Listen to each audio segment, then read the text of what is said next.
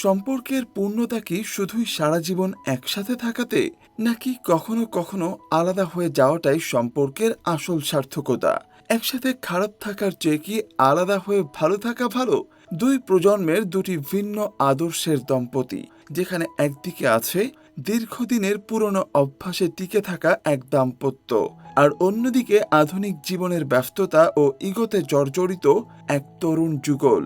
পারিবারিক মান-সম্মান আর সন্তানের ভাঙন ধরা সম্পর্ক জোড়া লাগাতে বড়দের আপ্রাণ চেষ্টা কি শেষ পর্যন্ত সফল হবে, নাকি সন্তানদের বিচ্ছেদের সিদ্ধান্তের সামনে দাঁড়িয়ে বড়রাই খুঁজে পাবেন নিজেদের জীবনে কোনো হারানো সত্য?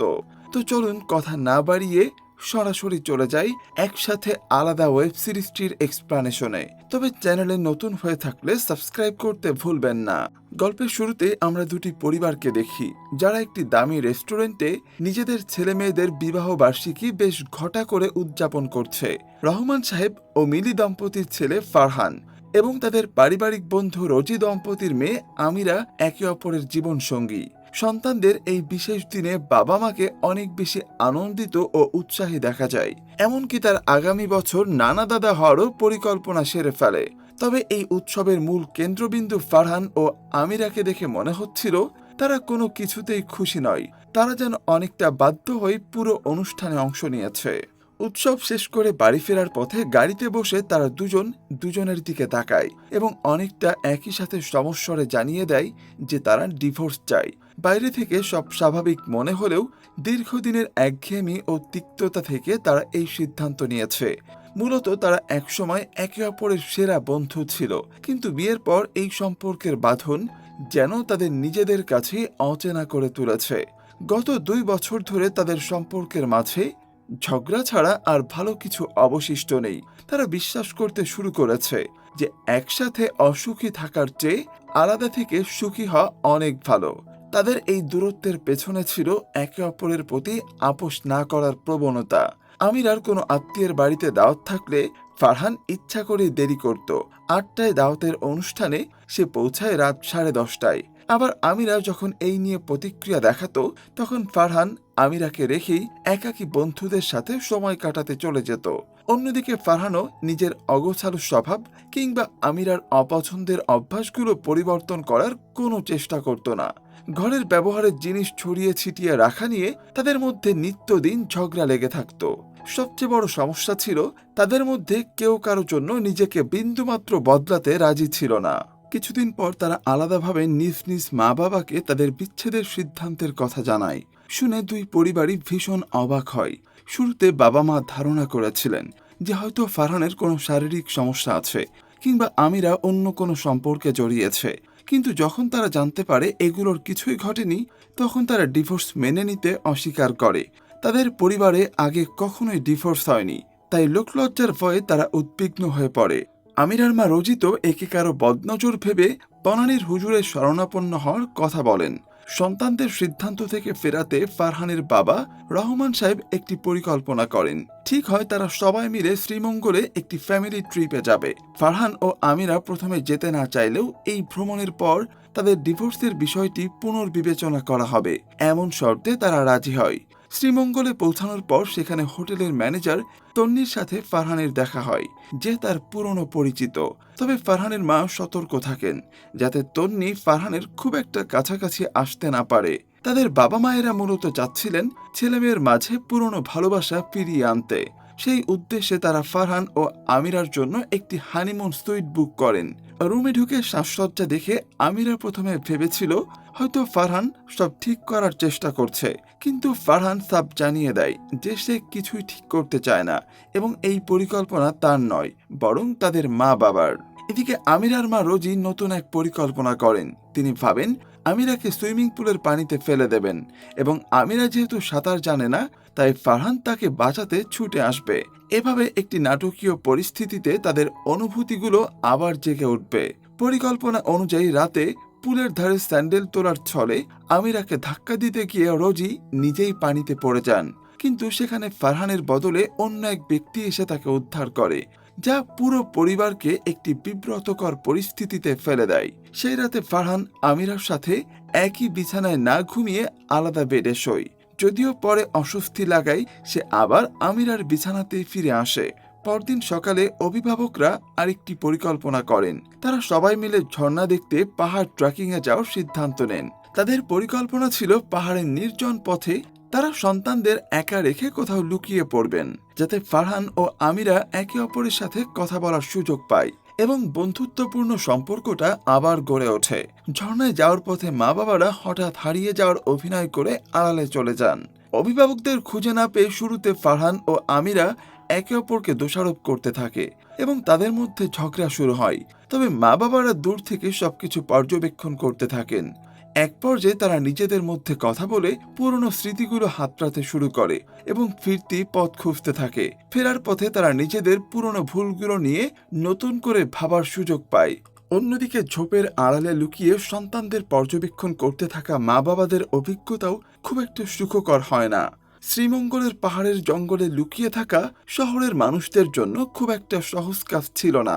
ফারহান এবং আমিরার মায়েরা যেখানে লুকিয়েছিল সেখানে হঠাৎ এক ঝাঁক মৌমাছি তাদের উপরে আক্রমণ করে। অন্যদিকে ঝোপের আড়ালে লুকিয়ে থাকা বাবাদের কোনো বন্য প্রাণী ভেবে ফারহান সজোরে লাথি মারে। এতে ফারহানের হাতে তার শ্বশুর বেশ ভালোই আঘাত পান। দিনভর এমন ধকল সয়ে রাতের বেলা সবাই যখন রিসোর্টে ডিনার করতে ফেরে তখন দেখা যায় মা ও শাশুড়ির মুখ ছোট ছোট দানা বা দাগ হয়েছে। তারা বিষয়টিকে স্কিন কেয়ার প্রোডাক্টের রিয়াকশন বলে চালিয়ে দেওয়ার চেষ্টা করলেও আসলে সেগুলো ছিল মৌমাছির কামড়। পাশাপাশি ফারহানের শ্বশুরও কোমরের ব্যথায় কাতরাচ্ছিলেন, কারণ ঝোপের ভেতর লুকিয়ে থাকাকালীন ফারহানের লাথি সরাসরি তার কোমরেই লেগেছিল। ডিনারের মাঝপথে ফারহানের পুরনো বান্ধবী তন্নি সেখানে উপস্থিত হয় এবং ফারহানের সাথে ঘনিষ্ঠ হয়ে গল্প করার চেষ্টা করে। তন্নির সাথে ফারহানের এই মাখামাখি পরিবারের কেউই ভালো চোখে দেখছিলেন না। ঠিক সেই সময় ফারহানের ফোনে একজন ব্রোকারের কল আসে। মূলত ফারহান ও আমিরা সিদ্ধান্ত নিয়েছিল যে তারা তাদের ঢাকার ফ্ল্যাটটি বিক্রি করে দিয়ে প্রাপ্ত টাকা সমানভাবে ভাগ করে নেবে এবং ভবিষ্যতে দুজন স্বাধীনভাবে আলাদাভাবে থাকবে। তাদের মা বাবা যখন জানতে পারেন যে ডিভোর্সের প্রস্তুতি তারা অনেক আগে থেকেই গুছিয়ে রেখেছে, তখন তারা অত্যন্ত আবেগপ্রবণ ও ব্যথিত হন। তারা না খেয়ে টেবিল থেকে উঠে যান। তবে মা বাবার সামনে ফারহানের এমন দায়িত্বজ্ঞানহীনভাবে ব্রোকারের ফোন ধরা দেখে আমিরা প্রচণ্ড ক্ষিপ্ত হয়। তন্নির সাথে ফারহানের ব্যবহার এমনিতেই তার মনে বিরক্তিকর সৃষ্টি করেছিল। তার উপর এই ঘটনা তাকে আরো বেশি উত্তেজিত করে তোলে। সে রাতে পুলের ধারে বসে ফারহান ও আমিরার মায়েরা নিজেদের ব্যর্থতা নিয়ে আলাপ করেন। তারা বুঝতে পারেন সন্তানদের এই সিদ্ধান্ত আটকানো তাদের পক্ষে সম্ভব নয়। তাদের প্রজন্মের কাছে ডিভোর্স ছিল একটি নিষিদ্ধ বিষয় বা ট্যাবু। তাদের শেখানো হয়েছিল ধৈর্য ধরার মন্ত্র, কিন্তু তারা জানতেন না কিভাবে একটি স্বাধীন জীবন কাটাতে হয়। আমিরা যেভাবে জীবনের শুরুতেই মানিয়ে নিতে না পেরে আলাদা হওয়ার সিদ্ধান্ত নিতে পারছে, তাদের সময় এমনটা ভাবাই ছিল অকল্পনীয়। অন্যদিকে ফারহান ও আমিরার বাবারা মদ্যপান করে নিজেদের আবেগ সামলানোর চেষ্টা করেন। সন্তানদের বিচ্ছেদ হয়ে গেল, তারা একে অপরের সাথে আজীবন বন্ধুত্ব বজায় রাখার প্রতিশ্রুতি দেন। সেই রাতটি দুই পরিবারের সবার জন্যই ছিল অত্যন্ত কষ্টদায়ক। মা বাবাদের কষ্ট পেতে দেখে ফারহান ও আমিরা নতুন এক বুদ্ধি বের করে। তারা সিদ্ধান্ত নেয় যে আপাতত মা বাবার সামনে মিথ্যা বলবে। তারা ফ্ল্যাট বিক্রি করলেও পরে সেটা নিজেরাই ভাড়া নিয়ে থাকবে, যাতে অভিভাবকরা টের না পান। পরদিন ব্রেকফাস্ট টেবিলে তারা যখন জানায় যে আপাতত ফ্ল্যাট বিক্রি করছে না, তখন তাদের বাবা মায়েরা বেশ খুশি হন। খাওয়ার শেষে আমিরা যখন উঠতে যাচ্ছিল, সে তার শ্বশুর শাশুড়িকে জিজ্ঞাসা করে তাদের জন্য কিছু আনবেন কিনা। আমিরার শাশুড়ি মিলি চা খেতে চাইলেও রহমান সাহেব বাধা দিয়ে বলেন যে চা স্বাস্থ্যের জন্য ভালো নয় এবং তিনি যেন মিলির জন্য ব্ল্যাক কফি নিয়ে আসে। স্বামীর এই একচ্ছত্র আধিপত্য মিলিকে ভীষণভাবে আহত করে। বিয়ের পর থেকে তাকে সবসময় স্বামীর ইচ্ছা অনুযায়ী চলতে হয়েছে। তিনি আমিরাকে দেখে নিজের মধ্যে এক ধরনের সাহসের স্ফুলিঙ্গ অনুভব করেন। আচমকা তিনি ফারহান ও আমিরাকে বলে ওঠেন যে তারা যেন ঢাকা গিয়েই ডিভোর্সের প্রক্রিয়া শুরু করে। তার মতে যেহেতু তারা শুরুতেই বুঝে ফেলেছে এই সম্পর্কটি তাদের জন্য সঠিক নয়, তাই সময় নষ্ট না করে আলাদা হয়ে যাওয়াই মঙ্গল।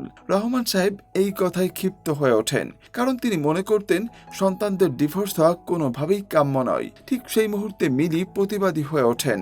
তিনি দীর্ঘদিনের জমে থাকা ক্ষোভ উগরে দিয়ে বলেন বিয়ের পর থেকে তার জীবনের প্রতিটি ছোটখাটো সিদ্ধান্ত রহমান সাহেব নিয়ে এসেছেন। এমনকি তিনি তিনি শাড়ি পরতে পছন্দ না করলেও রহমান সাহেবের পছন্দ রক্ষার্থে তাকে সবসময় শাড়ি পরে থাকতে হয়েছে।